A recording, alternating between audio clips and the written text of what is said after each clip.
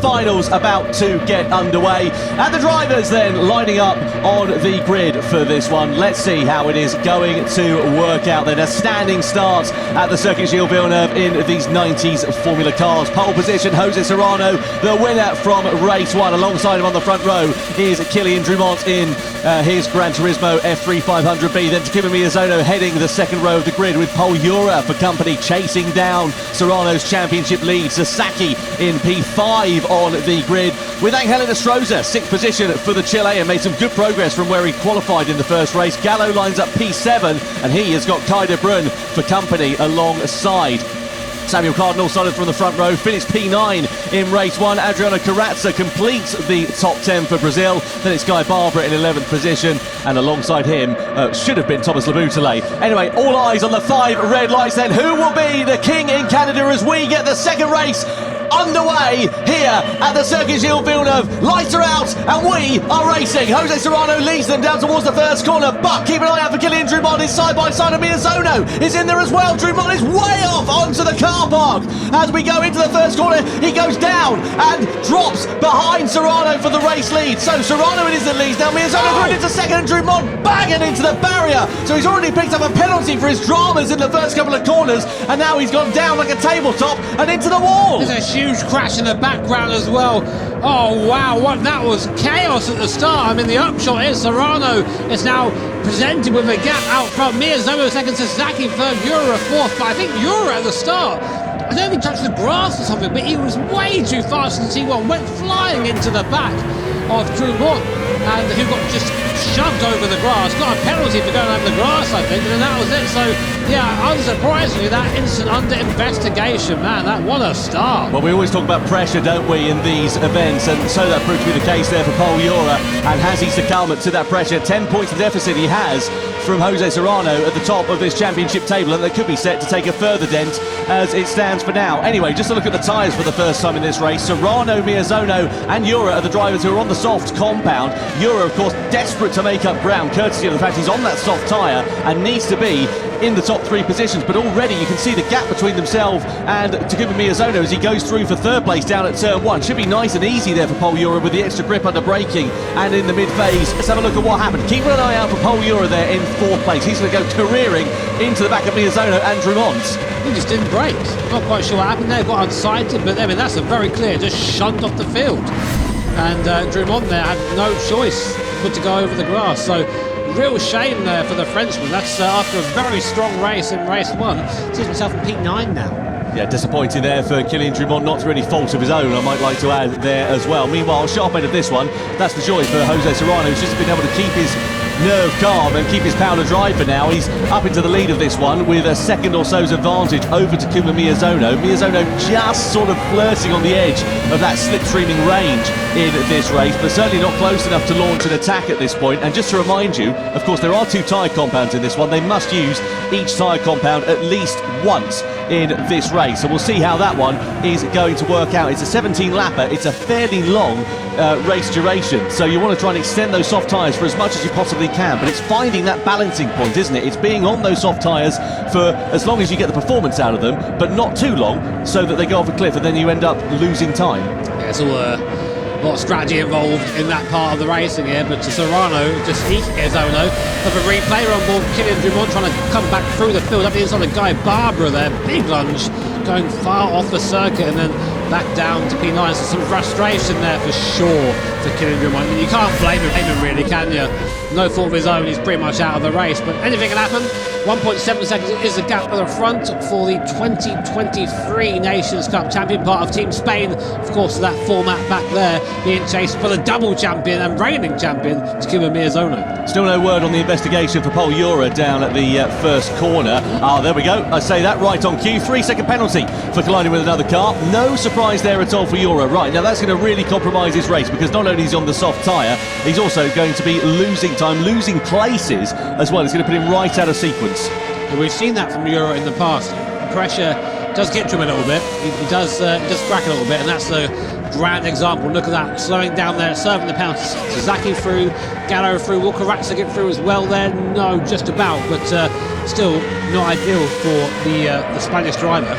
Yeah, now trying to attack and retaliate against Valerio Gallo. Down the start-finish straight we go. Euro has the inside line and gets the move done quite easily into turn one. Carrazza's there ready to try and pick up the pieces as well. He's also on the soft compound of tyre. He tried to make some ground from where he started. He's made up 4 places from 10th on the grid there, Carrazza. He just needs to do something there, does the Brazilian driver, as we ride on board with him now, because being mired in the pack there, you might as well throw something different at it and try and make some ground whilst the field is all concertinaed up. Through the middle part of the first sector we go.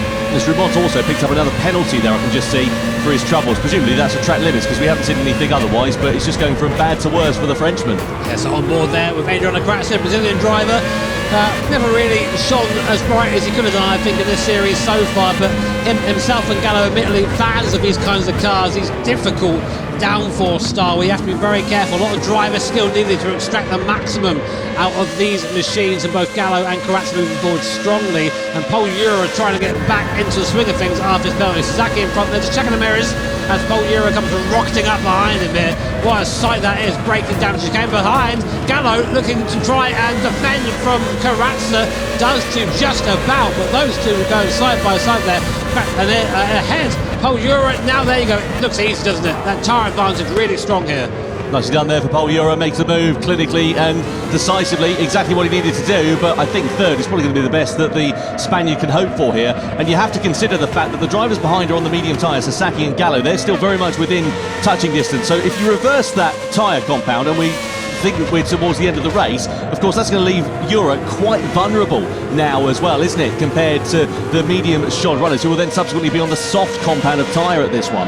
And Serrano right now in a different league, 3 seconds down the gap to Miyazono. His last lap time was 7/10 faster than anyone in the field. Ridiculous pace from Jose Serrano, just not leaving anything to chance. A reminder of the points awarded for position here.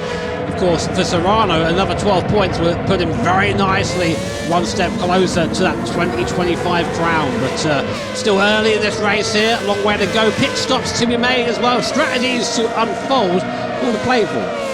Certainly is. Down the back straight we go, in towards the chicane once more. Carrazza again pulls out of the wheel tracks there of Valerio Gallo, not quite close enough to launch a move. Just a point to mention as well, by the way, the pit entry is right at the end of this long back straight. It's a fairly quick pit entry, and we saw the race in the eSport team competition earlier on as Carrazza goes for the outside line here on Valerio Gallo. Gallo just about covers him off in towards turn 2, but Carrazza there, you think he'd have a bit more grip under braking, but has to turn tighter, then gets a bit of wheel spin and loses time out of the second corner. But just finishing off that point about the pit entry, very fast into there. Drivers are going to be careful to not cut the lines too much on the way in, because they will pick up a 3-second penalty if they do. Yeah, I mean, we, again, something that I practiced better on is how fast can you box these cars? Very fast is the answer, and it is a very narrow margin to get through it at that speed. So on board with Valerio Gallo then in this F3500, 800 horsepower sitting behind us, a little bit intimidating, so nice and easy in that lap. This is spinning the wheels in third gear. That's how much power these things have towards the hairpin now. Late down the brakes, machine gun down through the gears into second for traction on exit. Try and get a nice as clean exit as possible, and then set yourself up for a sixth opportunity on Sasaki in front, which Gallo is doing.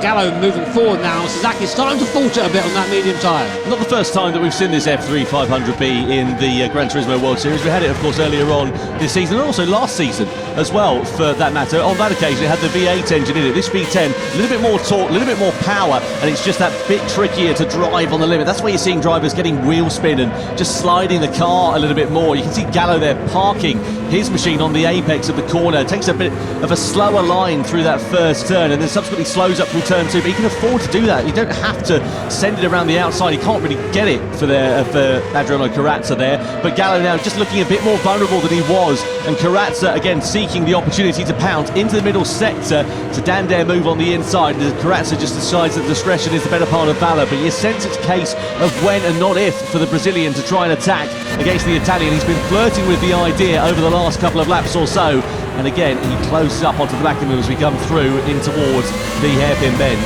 Carrazza's just chewing up that Dunlop tyre right now. He's chewing up that soft compound. It's not going to last much longer at this speed. He needs to make these moves and get on with it. He spent too much time behind Gallo and Sasaki. A little bit of a love tap there on Gallo for good measure, which is probably going to set up him very nicely for a move on Sasaki. So Gallo now in the slipstream of Sasaki in front. Sasaki does try and go defensive 6 in the middle of the circuit, but not much he can really do about that as Gallo drives by using that slipstream up into 4th place. Karatsa is going to try the move as well. Wow, caught him unaware there, and Karatsa picking the pocket of Sasaki. Up into 5th place goes the Brazilian. The driver's really aggressive over the curbs there, and he properly slammed it over the sleeping policeman, didn't he, Adriano Karatsa? Managed to make it stick quite nicely. So Sasaki down 2 places, Gallo through and into 4th position. So this is working out quite nicely here for Valerio Gallo. Jura, of course, he's in 3rd place, as we know, but he's still some 6 seconds off the back of Miyazono, and of course he's going to owe the medium compound of tyre at the end of this race, which is going to leave him vulnerable because Gallo will be on the soft compound of tyre. So you would imagine that Gallo is going to be a shoo-in for a podium if it all continues going his way. Sasaki with a big amount of wheel spin through the 2nd chicane, just about manages to gather it all up okay, but costs him a bit of time. So maybe a bit of frustration creeping in there for the Japanese driver as we come through the 2nd sector. You can see the car starting to move around here now, so maybe those medium tyres coming towards the end of their useful shelf life. Well, it's just also how aggressive you are on the throttle. You can really burn through the tyres by just slipping them out of each corner. It's part of the challenge of driving this absolute monster, as Karatsa now struggling to keep up with the unleashed Valerio Gallo despite being on the faster compound of tyre. We'll check lap times as they come through to get an idea. We'll see some bits. Paul Jura decided to come in. Does Karatsa as well in the background. Just a blur, flash in the background there. Wow. Yeah, so he's coming in now to get rid of that soft tyre. Gallo, this is a lap for him. He needs to get this right. It's to be a strong lap for him. Same for Sasaki as well. But for Karatsa, he's had his best tyre now, and really got to just try and see what he can do from here. Yeah, damage limitation, isn't it, for Adriano Karatsa? He tried to do something different. It's sort of half worked out for him. He'll gain a few more places compared to where he started this race, but I don't think it's going to be a challenge for the podium for the Brazilian driver. Watch him prove us wrong.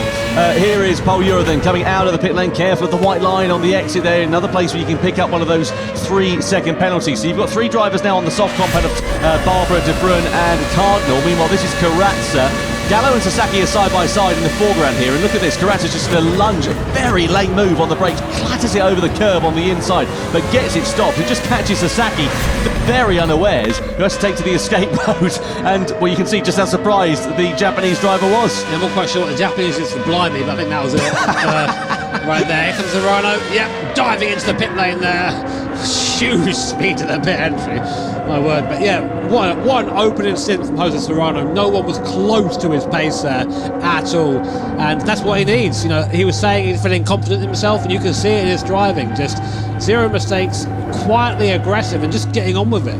Relentless is the pace of Serrano, and if he keeps this up, it's going to be hard for anyone to catch him. Yeah, 4 seconds near enough the advantage he had over Takuma Miyazono prior to that pit stop. Subsequently 12 seconds over Valerio Gallo. Of course, Gallo's now in the pits. He's going to be on to the soft compound of tyres, so he'll be quicker than the top 2 in the closing stages of this race. But 12 seconds with, 7 laps to go. That's a meteoric amount of time for Gallo to close up. But, you know, if you see Serrano and Miyazono, if they start squabbling amongst one another, it's not out the realms of possibility, but it's a tall order for the Italian to start being involved in that battle for the victory. Yeah, we'll see. Gallo, he likes a chase, does Gallo. He likes to be the one trying to gain position in the last couple of laps, so we'll see if he can do that. The gap there between Jura and Gallo, 2.7 seconds, that is a gap that will probably come down, and that's why we're saying about Gallo challenging for the race lead, because you can imagine it's a matter of when and not if you're going to see the Italian driver starting to fight and starting to challenge Jura. And if Jura hasn't got the grip underneath him on that medium compound of tyre, I don't think there's anything that he's going to be able to do to defend it. I don't think so either, mate. I mean, the cars are so much faster on that soft tyre, especially in these first couple of laps. They're fresh, they're hot off the blankets, and they're just very, very grippy. So here's the life point standings. If it ends like this, Jose Serrano has one hand on that trophy. I'm telling you, it's getting close. Meanwhile, the midfield battle is getting a little bit spicy as Kylian Drummond tries to come back through the field after being shunted off at T1 by Paul Jura, and trying to find a way by Angelo Nestroza, newly crowned, of course, Manufacturers Series champion. Losing a place here to Drummond. Yep, definitely on the inside goes Drummond. They're trying to go side by side. You really can't go 2x2 through there without anyone having a mistake. And up into 7th goes Kylian Drummond. Yeah, lovely stuff there for Kylian Drummond. Jose Serrano, fastest lap for him is a 1:16.0. That's not quite the lap time he set last time around, because of course he's now on the medium compound of tyre, but he does hold that accolade so far in this race. The only other driver who's in the 1:16s on that last lap was Samuel Cardinal, who was a 16.6, and he's right down at the bottom of the order. So Kylian Drummond through this long right-hander. I drove this car and circuit combination yesterday. I have to say, I was really surprised at how brave you have to be to keep it fully planted through that right-hander. It looks quite easy watching it on screen here, but when you're in the cockpit, I mean, it's pretty hairy. Yeah, they're twitchy, these cars. You know, they do have some aero, but not the amount we're used to in today's race cars. Still looking at Kylian Drummond. Now looking at the back of Adriano Carrazza, the Brazilian driver in front. What's Drummond going to do here? Oh, from 10 years back. I mean, Carrazza had to open the steering there to let that happen, and that's also opened him up from a fight there from Inestrosa behind. Drummond, I get the impression, is sort of going, you know what, if I want to get shunted off, then I'm going to just drive super aggressively. These places are mine, back up to 6th place. Good recovery so far from the Frenchman. Yeah, I don't know what the French for sod it is, but he's certainly throwing it at it, isn't he? Here is Kylian Drummond. Through the final chicane we go, and across the timing line once again. Serrano it is that still leads the way. Oh, big lunge and a big, massive moment for Inestrosa into the back of Adriano Carrazza as he just misjudged his braking zone into the first corner. Manages to gather it up all okay, and not too much harm done there for the Chilean in the middle of all of that. But either way, a bit of desperation and a bit of a misjudgment for him there, and subsequently it's costing him, going to cost him a little bit of time here. Meanwhile, Paul Ura, the gap coming down between himself and Valerio Gallo, 6/10 the difference last lap. Gallo there getting closer and closer on that soft compound of tyres. So the ideal spot to be having a move is, of course, into the last chicane here, and that's all done by setting up his hairpin nicely. So on the brakes there, very, very close. What's the gap now down the straight? It's about 7/10 of a second, so he will be getting a little bit of a draft in, probably not enough to make a move. This will bring him right onto the back of Paul Ura's rear end. Opportunity knocks it for Kylian Drummond as well. Sasaki's picked up a penalty. You can see that with the red dot flashing next to his name. 8/10 of a second, so that's easily enough for him to close up onto the back and possibly challenge for that 5th position. We come through the final chicane though, meanwhile, with Gallo. And again, he just closed up. Last time around in terms of the lap times, actually a lot quicker for Valerio Gallo. 1:16.1 for him. Paul Ura a 1:17 flat. That's the difference in terms of the tyres, and that's how much it's cost Paul Ura in this race. That moment that he had, the penalty that he suffered from subsequently, and well, a chance of victory slipping through his fingers certainly, and possibly a podium going away for the Spanish driver. And with that under threat, and if Gallo is able to find his way through, Serrano, as Jimmy said, is going to be edging ever closer to that title. Paul Ura goes defensive then. Gallo looks to pull to the outside as we come under the bridge in towards the chicane. He goes to the outside line. That's brave as we come over the chicane. He manages to make it stick. Gallo throwing caution to the wind, and as he moves up into the podium places. Yeah, I recognise that, Valerio Gallo. That's a 2021 champion Gallo move right there. That's how you do it. Round the outside. Ura being very respectful and giving him the room there to do so, but Gallo now hot on the heels into Takuma Miyazono. He's only got 4 laps left to do it though, so I'm unsure really if he has the time to get there, but if anyone's going to do it, it's going to be Valerio. So lap time last time around, Serrano putting in strong lap time was that a high 16s. Here's a replay of that move then. Paul Ura goes defensive, Gallo goes round the outside there, just about runs the speed through. Ura gives him the room. Through go. That's a lovely move there by Gallo. Move of the race so far for sure. Yeah, well done there for Valerio Gallo. Exactly what he needed to do. Sasaki and Drummond there. We mentioned about it last time around because of the penalty that Sasaki had suffered. Both of these drivers are on the medium compound of tyre. Carrazza and Drummond are also under investigation. Carrazza's down in 10th place, and we were singing his praises earlier on, so I wonder if he was the fault of that and caused the incident. He's also under investigation for an incident with Kai de Bruyne there as well, so we'll try and pick the bones out of that one once we get a replay.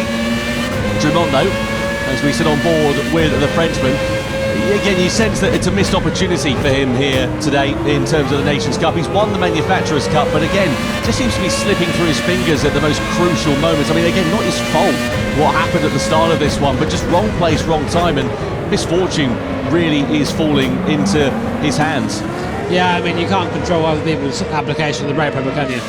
It's unfortunate for him, but what you've got to do is get your head down and do the best you can with what you got, and Drummond is doing that. Now stalking Sasaki, trying to get back up into the top 5. Not close enough to do it here, but again, edging ever closer to the pace. Very strong from Drummond right now. Actually, I think one of the fastest cars on track. So what could have been, eh? Certainly could. Let's have a look then at Kylian Drummond. Sasaki goes to the defensive line at the first corner. holds the apex, holds the line into turn 2. De Bruyne picks up a 1-second penalty for a collision then, so he was deemed as the fault of that incident we saw with Adriano Corazza coming up on our screen a little bit earlier on. Through the chicane we go, and Drummond again just had to get out of the throttle a little bit there as he sits behind the Japanese driver. We're loving the action on track here at the circuit Gilles Villeneuve, and if you haven't downloaded the Spec 3 update for GT7, get yourself onto it, because you'll be able to drive this and also the brand new Yas Marina circuit. Of course, Yas Marina Abu Dhabi will be the home of the first World Series event in 2026. Sasaki a bit deep into that chicane, costs him a bit of time, leaves Drummond again a bit closer. Wonder if he'll think about a lunge into the hairpin or maybe set something up on the exit. Yeah, he's not interested in going for a move there. Look at that. Just going for that exit there, wide in and shallow out, and that's going to be a good way to try and get a run.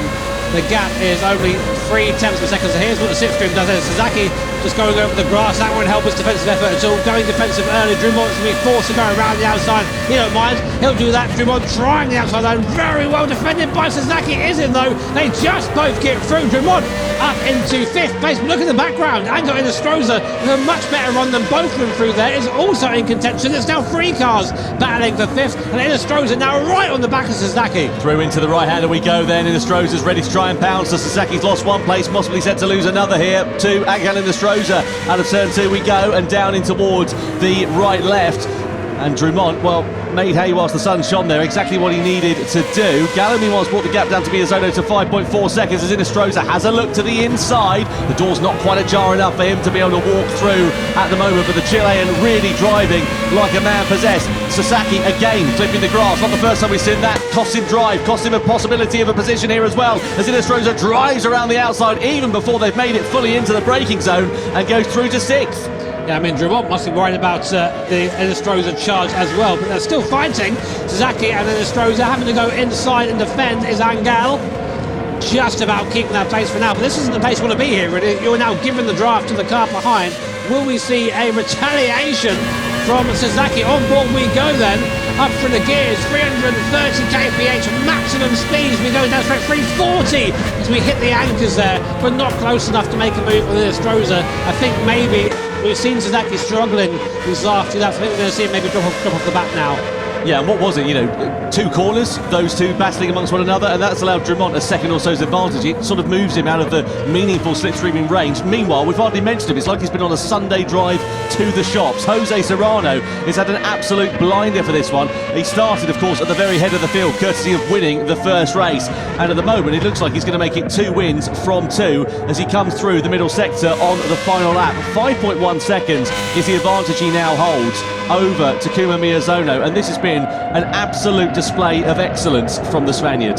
Yeah, I mean, this is the drive of a champion. This is a guy who knows how to win races, who has won this series before, and it's really hard to fault anything he's done right now as he comes to finish the race here, undoubtedly in the lead. What a great job from Jose Serrano. Inestrosa's dropped down to 10th place, by the way. They're under investigation, Sasaki and Inestrosa, for that collision. Serrano, though, out of the final turn, he's going to win race 2 of the Nations Cup here for the Gran Turismo World Finals. 2 wins from 2 races for the Spaniard. Takuma Miyazono comes across the line in second, and Valerio Gallo will complete the podium. A fantastic drive from the Italian, moves his way up from 7th on the grid to finish on the podium here at the Circuit de Gilles Villeneuve, ahead of Paul Ura and Kylian Drummond, who also recovered magnificently well after the misfortune he suffered on the opening lap. Sasaki in 6th place ahead of Guy Barbara, but that remains to be seen of whether Sasaki will hold that 6th place, because we saw Inestrosa going tumbling down the order on the final lap of racing, and we're not quite sure what happened. We'll have to try and pick the bones out of it, but